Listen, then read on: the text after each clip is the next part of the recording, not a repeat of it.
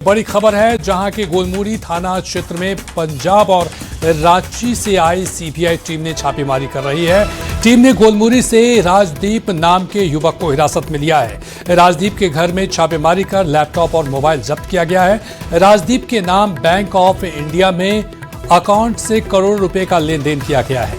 पंजाब में करोड़ों रुपए की साइबर ठगी मामले में जमशेदपुर से ये छापेमारी हो रही है। तो ये बड़ी खबर आपको बता रहे हैं जहां पर साइबर ठगी मामले में ये जमशेदपुर में छापेमारी चल रही है। और अधिक जानकारी के साथ आशीष हमारे साथ जुड़ गए हैं। आशीष, क्या कुछ मामला है? जी बता दूं कि आज सुबह सुबह जो है पंजाब और रांची से सीबीआई की टीम जो है वो जमशेदपुर पहुंची और उसके बाद गोलमुरी थाना क्षेत्र में एक घर में अचानक से छापेमारी कर दी। छापेमारी के दौरान राजदीप सिंह जो है उनको हिरासत में लिया गया, उनके मोबाइल और लैपटॉप वगैरह सब जब्त कर लिया गया। और बातें सामने आ रही जिस तरह कि पंजाब में करोड़ों रुपए का जो है वो घोटाला हुआ है, जिसमें जो साइबर अपराधी के तौर पर उनके बैंक से उनको पैसा मंगाया गया और उसके बाद इस बैंक को लेन देन इन्हीं के अकाउंट से किया गया था। जो राजदीप यहाँ जमशेदपुर से हिरासत में लिए गए हैं, इन्हीं के नाम पर एक सिम इशू हुआ था और उसके बाद ही इसी फोन नंबर से इनको कांटेक्ट किया गया था, जिसके बाद सीबीआई ने आज दबिश दी है और उसके बाद राजदीप को हिरासत में लेकर पूरे मामले की जांच की जा रही है। जिस तरह बताया जा रहा है कि साइबर ठगी का जो है खेल पंजाब में किया गया था, जिसमें करोड़ों का लोगों को ठगने का शिकार किया गया था और उसके बाद ही पुलिस जमशेदपुर पुलिस के सहयोग से सीबीआई की टीम जो है आज छापेमारी की है और राजदीप को हिरासत में ले लिया गया है। और कहीं ना कहीं इसके पीछे जो गिरोह है उसकी भी अब पूछताछ के बाद खुलासा होने का अनुमान लगाया जा रहा है। फिलहाल अभी पूरी तरह से उससे पूछताछ, उन्हें हिरासत में लेकर गोलमुरी थाना ले जाया गया है और पूछताछ की जा रही है। जी, राजदीप के अलावा और कितने लोग थे इसमें, क्या इसकी जानकारी मिली है? जी बता दूं कि अभी सीबीआई की टीम ने कुछ भी मीडिया से बोलने से इनकार कर रहा है, मगर जिस तरह सूत्रों के मुताबिक सामने आ रही है कि करोड़ों का घोटाला जो साइबर ठगी का आरोप है वो राजदीप के जो सिम निकला है, जिनके अकाउंट से पैसे लेन देन किए गए हैं, इस मामले पर इसे हिरासत में लिया गया। इसके साथ कौन कौन है, इनका पूरा क्या गैंग है, वो अब पूछताछ के बाद ही पुलिस पूरे मामले का खुलासा हो पाएगा। मगर कहीं ना कहीं जो है सीबीआई की टीम ने एक बड़ी दबिश दी है और इसे हिरासत में लेकर करोड़ों का जो साइबर ठगी हुआ है उसका खुलासा बहुत जल्द करने का दावा कर रही है। जी, नजर बनाए रखिए आशीष इस खबर पर। बहुत बहुत शुक्रिया तमाम जानकारी के लिए। तो पंजाब में करोड़ों रुपए के साइबर ठगी मामले में जमशेदपुर में छापेमारी की गई है और एक युवक को इसमें गिरफ्तार भी किया गया है। चलिए बढ़ेंगे अगली खबर की तरफ। खबर जमशेदपुर से ही है जहां विधायक सरयू राय के बयान के विरोध में कांग्रेस पार्टी ने विधायक सरयू राय का पुतला दहन किया है, जो उसे ही महंगा पड़ गया। विधायक के पुतला दहन के दौरान कांग्रेस के 3 नेता उस आग की चपेट में आ गए और बुरी तरह से झुलस गए।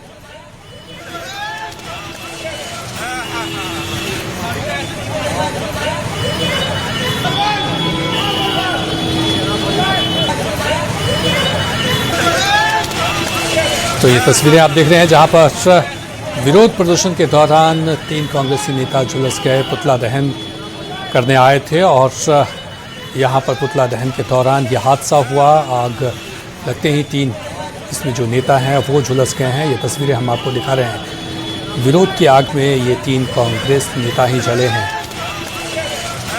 तो ये तस्वीरें आप देख सकते हैं कि किस तरह से यहाँ पर लापरवाही की गई और पुतला दहन के दौरान ये 3 नेता झुलस गए। तो पुतला दहन ये इन लोगों को महंगा पड़ गया और 3 नेता इसमें झुलस गए, बुरी तरह से झुलसे हुए हैं।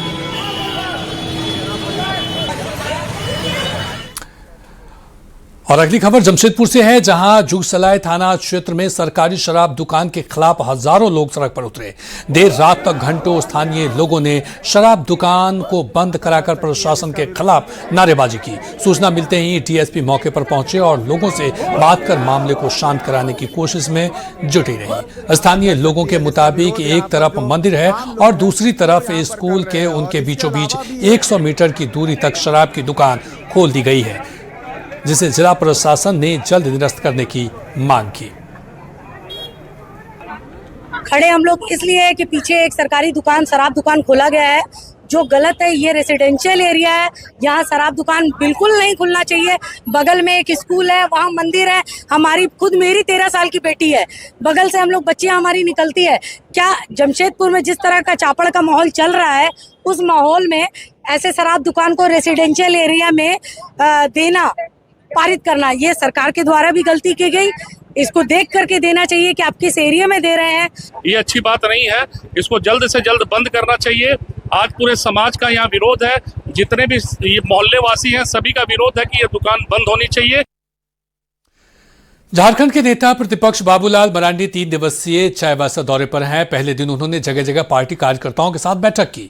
पार्टी कार्यकर्ताओं के साथ एसआईआर पर चर्चा की और कहा कि एसआईआर में किसी बांग्लादेशी का नाम किसी भी हाल में मतदाता सूची में शामिल नहीं हो, इस पर कार्यकर्ता सजग और सतर्क रहें। इस दौरान नेता प्रतिपक्ष बाबूलाल मरांडी देर शाम को सारंडा पहुंचे और सेल माइंस मजदूरों से मिलकर उनके आंदोलन और समस्याओं के बारे में चर्चा की।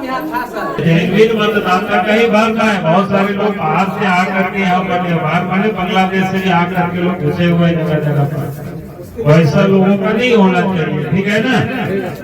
तो ये काम तो आप लोग कर रहे हैं तो अच्छा लगा सुन करके समझ करके। तो मैं यही कहूँगा कि इस समय जो बड़ा काम है चल रहा है इलेक्शन कमीशन, हालांकि ये काम इलेक्शन कमीशन का है, लेकिन इलेक्शन कमीशन को भी पॉलिटिकल पार्टी को साथ देना है, सभी दल के लोग उसको साथ दे रहे हैं। तो भारतीय जनता पार्टी सबसे बड़ी संगठन है, हर बूथों पर अपना कार्य करता है, हर बूथों में डीएलएड को हम सब लोगों ने बनाए हैं। तो डीएलएड भी अकेले कुछ नहीं कर सकता, उनको भी हमें साथ देना है, ठीक है ना।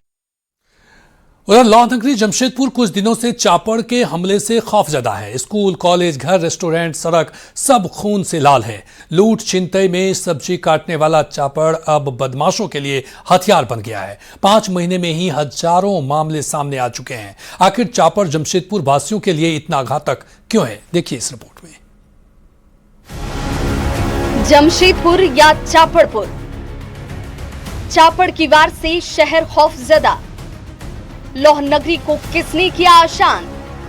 बड़ा सवाल, चापड़बाज पर लगाम कब? जमशेदपुर शहर इन दिनों चापड़ के हमले से कराह रहा है। मिनी मुंबई के नाम से जाने जाने वाले जमशेदपुर शहर इन दिनों चापड़पुर के नाम से सुर्खियों में है। राह चलते लोग, कारोबारी, व्यापारी चापड़ के निशाने पर हैं। लोग खौफ के साए में सफर करने पर मजबूर हैं, जहां 5 महीने के भीतर करीब 1100 से अधिक मामले सामने आ चुके हैं। जमशेदपुर शहर में रहने वाले लोगों को इन दिनों बंदूक और बम से डर नहीं लगता है तो चापड़ से डर लग रहा है, क्योंकि हाल के दिनों में जमशेदपुर शहर के लोगों के बीच जमशेदपुर शहर का नाम इन दिनों चापड़पुर के नाम से जाना जा रहा है। लाहौल नगरी को अब बंदूक और बम से डर नहीं लगता, चापड़ से डर लगता है। विवाद आपसी हो या जानी दुश्मन हो, हर मामले में चापड़ का वार शुरू हो जाता है। किचन में सब्जी काटने वाला चापड़ लोगों के लिए घातक बन गया है। लगातार हमले से लोग त्राहिमाम हैं। 5 महीने में करीब 1100 बार चापड़ से हमले हुए हैं। चापड़ से हमले में 7 लोगों की मौत हुई है। 54 लोगों से अधिक लोग घायल हुए हैं। रंगदारी, छिनतई, लूट में इसका इस्तेमाल किया गया है। आपसी विवाद में लगातार चापड़ से वार हो रहे हैं। हिमांशु हत्याकांड में भी चापड़ से ही हमला किया गया था। बड़ा सवाल उठता है कि यदि जमशेदपुर शहर को चापड़ ने दहशत में डाल दिया है तो प्रशासन खामोश क्यों है? जो लोगों की जान ले रहा है उस चापड़ पर प्रतिबंध क्यों नहीं है? आए दिन कोई न कोई चापड़ के हमले से घायल हो रहे हैं, फिर भी प्रशासन मूक दर्शक बना हुआ है। तो यहाँ पर जो पुलिस कस्टडी के से यानी पुलिस की गाड़ी से निकालकर चापड़ से पुलिस के सामने काटकर हत्या किया गया, हम प्रचलित हो गया है, इसलिए कि दिन दहाड़े रात में कहीं भी जो मनबढ़ू छोटे छोटे अपराधी हैं वो भी चापड़ का इस्तेमाल कर रहे हैं। ये स्थिति रही तो घर में पति पत्नी के झगड़े में भी अब चापड़ का इस्तेमाल हो। हाल ही में हिमांशु हत्याकांड में भी कानून के सामने बदमाशों ने चापड़ से वार कर हत्या कर दी थी। धड़ल्ले से इस्तेमाल हो रही चापड़ ने राह चलते लोगों को भी अनसेफ कर दिया है। लोग बाहर निकलने से कतरा रहे हैं। बदमाश शहर में खुलेआम चापड़ लेकर घूम रहे हैं। बदमाशों के लिए चापड़ अब हथियार बन चुका है, लेकिन पुलिस सिर्फ कार्रवाई के नाम पर खाना पूर्ति कर रही है। अभी क्या है कि जो जुआ है कुछ भटक रहे हैं अपने रास्तों से, और उसमें पेरेंट्स का एक बहुत बड़ा रोल है कि उनके लिए अपने बच्चों को एक गाइड करें वो कि भाई आपको घर से कितने बजे से कितने बजे तक बाहर रहे। कि जमशेदपुर इतनी अच्छी शहर को बदनाम ना किया जाए, और युवाओं से विशेष करके अपील है जो चापड़पुर कर करके सोशल मीडिया में अपना रील बना के वहीं पुलिस का दावा है कि चापड़ को लेकर लगातार जागरूकता चलाया जा रहा है। चापड़ को अवैध तरीके से रखने, दिखाने और रील बनाने पर सख्त कार्रवाई की जाएगी। कि हम तुमको चापड़ से मार देंगे, धमकी भरा चीजें भी अगर अभी अब के बाद से देखा गया कि किसी का सोशल मीडिया पे किसी ने किया है तो उस पर सुसंगत धाराओं के तहत एफआईआर लिखी जाएगी और कार्रवाई की जाएगी। हालांकि पुलिस ने सख्त लहजे में मैसेज दिया है कि जो जमशेदपुर शहर के कानून व्यवस्था को चुनौती देने की कोशिश करेगा उससे सख्ती से निपटेंगे। हालांकि चापड़ की वारदात से लौहनगरी आज भी डर के साए में है। जमशेदपुर शहर को चापड़पुर के नाम से बदनाम करने वालों से भी निपटने की पूरी तैयारी है। जमशेदपुर जिला पुलिस जो है वो इस तरह की घटनाओं पर लगाम लगा पाती है कि आने वाले दिनों में जमशेदपुर का नाम चापड़पुर के नाम से जाना जाएगा। न्यूज़ 18 के लिए जमशेदपुर से आशीष कुमार तिवारी। उधर जमशेदपुर में चर्चित हिमांशु हत्याकांड और शहर में बढ़ती आपराधिक घटनाओं को लेकर जिला पुलिस जो है एक्शन में है। देर रात पुलिस शहर की सड़कों पर गश्ती करती नजर आई। लोगों का कहना है कि हाल के दिनों में पुलिस की पेट्रोलिंग बढ़ गई है। सुरक्षा के व्यापक इंतजाम किए गए हैं। देर रात सड़क पर लोगों के दिखने पर पुलिस उनसे पूछताछ कर रही है।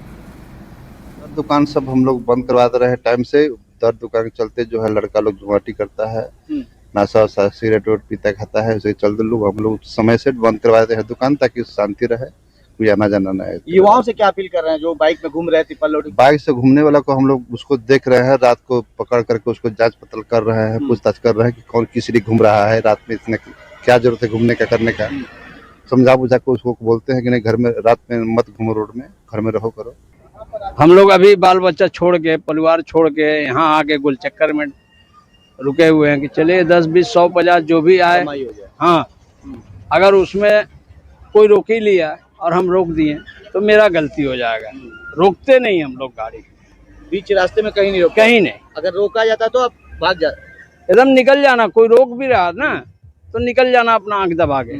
पुलिस की मुस्तैदी कैसे देख रहे हैं? पूरे शहर में आप घूमते हैं, सही ये है कि पुलिस जिस तरह से तैनात है, अगर इसी तरह से तैनात रहेगा तो कोई भी ऐसा मसला नहीं आएगा। नहीं, व्यवस्था तो अब देखें कि पुलिस अब पिछले कुछ दिनों के बाद मुस्तैद है। डर तो लगता है लेकिन अभी आगे से हालात कुछ सुधरे हैं। पिछले हफ्ते पहले तो लगता था कि कहीं भी कुछ भी हो जाएगा, कोई पूछने वाला नहीं है, लेकिन वो घटना के बाद जो अचानक से जो पुलिस सड़कों पर दिख रही है उससे हम लोग को भी लग रहा है कि नहीं घर सुरक्षित पहुंच जाएंगे। अभी रात के 1:30 बज रहे हैं और अभी मैं मौजूद हूँ जमशेदपुर के बिष्टोपुर में, जहां जमशेदपुर का चर्चित हिमांशु हत्याकांड इसी थाना क्षेत्र में हुआ था। और जमशेदपुर का सबसे वीआईपी एरिया बिष्टोपुर है और यहाँ पर तमाम आईएएस आईपीएस इस थाना क्षेत्र में रहते हैं और यहाँ पर सुरक्षा के क्या कुछ इंतजाम है आप साफ तौर पर देख सकते हैं कि कहीं ना कहीं रात 1:30 बज रहे हैं मगर पीसीआर और पुलिस के जवान जो है वो सड़कों पर मौजूद दिख रहे हैं, क्योंकि ये पूरा गोलचक्कर जो है बिष्टोपुर का, तमाम ज्वेलरी दुकान है, बड़े बड़े ज्वेलरी दुकान है। लगातार बिष्टोपुर से काफी हॉट इलाका रहता है क्योंकि लगातार यहाँ पर आपराधिक घटनाएं भी होती है। हम लोग कहीं कहीं चौक चौराहा पर हम लोग फोर्स दिया गया है तो गाड़ी से हम लोग उतार कर खड़े होते हैं। कोई ज़्यादा शंका बुझाता है तो 5-2-4 आदमी देखते हैं तो रोक के हम लोग पूछताछ करते हैं। ज़्यादा शंका बुझाता तो हम लोग खबर देते हैं। कहीं कुछ जमोकड़ा लगता है तो थाना प्रभारी को सूचना देते हैं। कहीं ना कहीं जमशेदपुर पुलिस जो है वो लगातार आपराधिक घटनाओं पर लगाम लगाने के लिए पूरी तरह से मुस्तैद है। शहर के तमाम चौक चौराहों पर हमने देखा, रियलिटी चेक किया तो कहीं ना कहीं पुलिस की जो सुरक्षा के इंतजाम है वो पूरी तरह से पास नजर आ रहे हैं। मगर किस तरह अपराधियों को रोका जा रहा है, किस तरह युवाओं को, अगर किसी तरह कोई बदमाशी करता है, अगर वो दूसरे थाना क्षेत्र में भागता है तो उसे कहीं ना कहीं एक चैन की तरह पुलिस प्रशासन जो है पूरे शहर को चैन में लॉक की हुई है। अगर किसी तरह युवा जो है अगर बिष्टोपुर थाना क्षेत्र से घटना को अंजाम देने के बाद दूसरी जगह जाता है तो दूसरे पुलिस जो है वो दूसरे पीसीआर को फोन करती है और उसके बाद उसे दूसरे थाना क्षेत्र में उसे ब्लॉक कर दिया जाता है। तो कहीं ना कहीं जिला पुलिस द्वारा पूरी तरह से आपराधिक घटनाओं पर लगाम लगाने के लिए इंतजाम तो किए हुए हैं मगर कई जगहों पर आपराधिक घटनाएं हो रही है जो पुलिस के लिए एक बड़ी चुनौती बनती जा रही है। मगर अब देखना यह है कि नए कप्तान जो है वो किस तरह शहर के आपराधिक घटनाओं पर लगाम लगा पाते हैं। न्यूज़ 18 के लिए जमशेदपुर से आशीष कुमार तिवारी। गुमला से सामने आई ये खबर सिर्फ एक अपराध की कहानी नहीं बल्कि इंसानियत और कानून दोनों को कटघरे में खड़ा करने वाला है। दरअसल 3 साल के मासूम के साथ दुष्कर्म की वारदात होती है, लेकिन आरोप है कि पुलिस को सूचना देने के बजाय गांव में पंचायत बैठा दी जाती है। आरोपी पर जुर्माना लगाकर मामला दबाने की कोशिश होती है और उसी दौरान शराब मांस की पार्टी किए जाने का भी आरोप है। क्या है पूरा मामला, देखिए इस रिपोर्ट के जरिए। गुमला शर्मसार, पंचायत पर सवाल। जब 20,000 में हुआ इंसाफ का सौदा, पंचायत ने कानून का बनाया मजाक। दुष्कर्म के आरोपी को बचाने की साजिश। पुलिस पहुंची तो खुला पूरा खेल। बड़ा सवाल, क्या पंचायत कानून से बड़ी हो गई है? 3 साल की मासूम जिसे खिलाने के बहाने घर से ले जाया गया और फिर उसके साथ हुई दरिंदगी। जब बच्ची खून से लथपथ रोती हुई मिली तो मां के पैरों तले जमीन खिसक गई, लेकिन इसके बाद जो हुआ उसने इंसानियत को भी शर्मसार कर दिया। जी हां, गुमला से एक ऐसा ही मामला सामने आया है जिसने न सिर्फ इंसानियत बल्कि सिस्टम पर भी गंभीर सवाल खड़े कर दिए हैं। यहाँ 3 साल की मासूम बच्ची के साथ रेप की घटना के बाद पुलिस को सूचना देने के बजाय गांव में पंचायत बैठा दी गई। आरोप है कि पंचायत ने आरोपी पर 1 लाख रुपए का जुर्माना लगाकर मामला गांव में ही निपटाने की कोशिश की। आरोपी पर 1 लाख रुपए का जुर्माना लगाया गया। इतना ही नहीं, आरोपी से मौके पर मिले 20,000 रुपए से कुछ लोगों ने शराब और मांस की पार्टी भी कर ली। यानी मासूम की चीखों पर जश्न मनाया गया।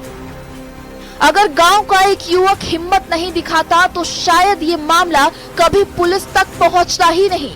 सूचना मिलते ही घाघरा थाना पुलिस गांव पहुंची। आरोपी सुनील लोहरा को मौके से गिरफ्तार किया और पीड़िता की मां के बयान पर एफआईआर दर्ज कर ली। अब पुलिस सिर्फ दुष्कर्म की वारदात ही नहीं बल्कि पूरे मामले को दबाने की कोशिश की भी जांच कर रही है।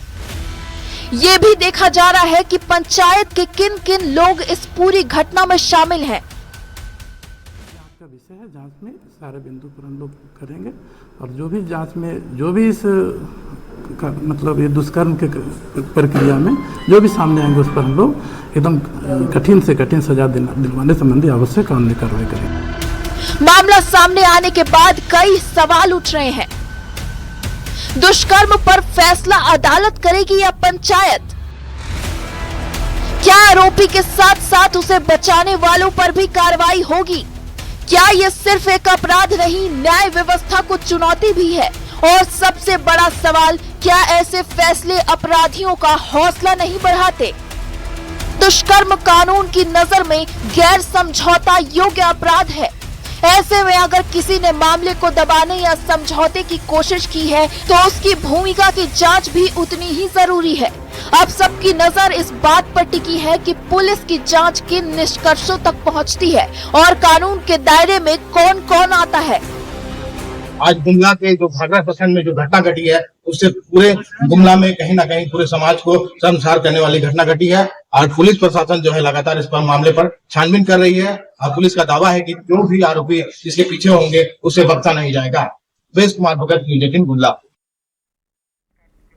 और इस बीच सूत्रों के हवाले से बड़ी खबर है, जहां सीएसके यानी चेन्नई सुपर किंग्स में मेंटर बन सकते हैं धोनी। जी हां, 18 साल बाद कोच स्टीफन ने पद छोड़ा है और इस पद के छोड़े जाने के बाद ये चर्चा तेज हो गई है कि धोनी को ये जिम्मेदारी मिल सकती है।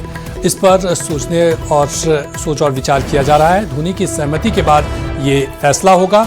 चोट और घुटने की समस्या की वजह से फिलहाल धोनी परेशान है। पिछले साल आईपीएल में धोनी ने एक भी मैच नहीं खेला था।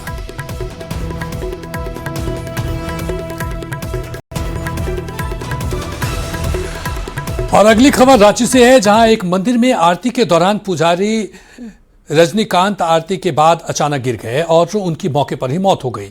पुजारी के गिरने के बाद मौके पर मौजूद बीजेपी नेता रमेश सिंह उन्हें सेवा सदन और बाद में रिम्स ले गए, लेकिन वहां उन्हें मृत घोषित कर दिया। जानकारी के मुताबिक पुजारी पूजा कर रहे थे, तभी अचानक उन्हें हार्ट अटैक आया और वो नीचे गिर गए। ये है कि एक्साइज वाले पकड़ के लाए थे कुछ लोगों को, तो उसमें एक व्यक्ति की मृत्यु हो गई है। ये मामला कस्टोडियल डेथ का है। तो इसका जो एक नियम है सुप्रीम कोर्ट के द्वारा जो गाइडलाइंस जारी किया गया है कि वैसा केस जिसमें इन्वॉल्वमेंट हो जो लॉ इन्फोर्सिंग एजेंसी है उसका इंक्वेस्ट मजिस्ट्रेट के द्वारा कराया जाएगा। पोस्टमार्टम मेडिकल बोर्ड के द्वारा होगा और पूरे पोस्टमार्टम प्रक्रिया की वीडियोग्राफी की जाएगी और उसके बाद जो भी परिजन लिख कर देते हैं तो संबंधित लोगों पर हम लोग एफआईआर करेंगे। खबर रामगढ़ से है, जहां रामगढ़ रांची 4 लेन सड़क के चुट्टूपालू घाटी में लगातार हो रहे सड़क दुर्घटना को रोकने के लिए एनएचएआई ने अल्टरनेट रूट बनाने को लेकर के भूमि अधिग्रहण का प्रस्ताव दिया है। डीसी ने बताया है कि भूमि अधिग्रहण का प्रपोजल आगे बढ़ चुका है। फिलहाल स्पीड कंट्रोल करने के लिए जगह जगह पर स्पीड डिटेक्टर लगाया जाएगा, जिसमें गाड़ियों को स्पीड लाइव डिस्प्ले होगा। साथ ही घाटी में सड़क सुरक्षा की टीम भी लगाई गई है, जो यातायात नियमों का पालन करेगी। है जो कुछ शॉर्ट टर्म में वो वहाँ पे करने के लिए प्रावधान कर रहे हैं और कुछ लॉन्ग टर्म में करने के लिए प्रावधानित कर रहे हैं। शॉर्ट टर्म में जैसे कुछ स्केप लेन्स वो बनाने का प्रयास करेंगे, कुछ जो स्पीड कंट्रोल करने के लिए जगह जगह पर स्पीड डिटेक्टर और उसको लाइव दिखाया जा सके, उसको वहाँ पे रखने का प्रयास किया जाएगा। साथ साथ में कुछ जो डिवाइडर्स जहाँ पे रोड सकरी हो गई हैं उनको ओपन करके स्पेस क्रिएट कराया जाएगा। इसके साथ साथ में ट्रक ले बाय एरियाज बनाए जाएंगे। सड़क दुर्घटनाओं में कमी लाने हेतु जिला पुलिस के द्वारा भी चुटू पालू घाटी के दोनों ओर सघन वाहन चेकिंग अभियान चलाया जा रहा है और एंटी ड्रंक एंड ड्राइव अभियान भी प्रतिदिन समय और स्थान बदल के उस घाटी के दोनों छोर में चलाया जा रहा है। मैं मौजूद हूँ मौत की घाटी कहे जाने वाली रामगढ़ से रांची को जोड़ने वाली NH-33 के चुट्टू पालू घाटी में देख सकते हैं एक गड़के मोड़ है जहाँ पर अक्सर एक्सीडेंट होता है। काफ़ी घुमावदार रास्ता है और 5 किलोमीटर के दायरे में पूरा घाटी फैला हुआ है और कर्विस काफ़ी रोड है, यानी घुमावदार रास्ते हैं और यहाँ पर इसके डिज़ाइन में भी कहीं ना कहीं खामियां हैं। इसके कारण जो है यहाँ पर एक्सीडेंट्स हो रहे हैं। दूसरा कारण बताया जा रहा है कि ओवर स्पीडिंग और ओवरलोडिंग के कारण भी यहाँ पर एक्सीडेंट होते हैं। दूसरा कारण है यहाँ पर यातायात नियमों का पालन नहीं किया जाता है, वो भी एक बड़ा कारण है।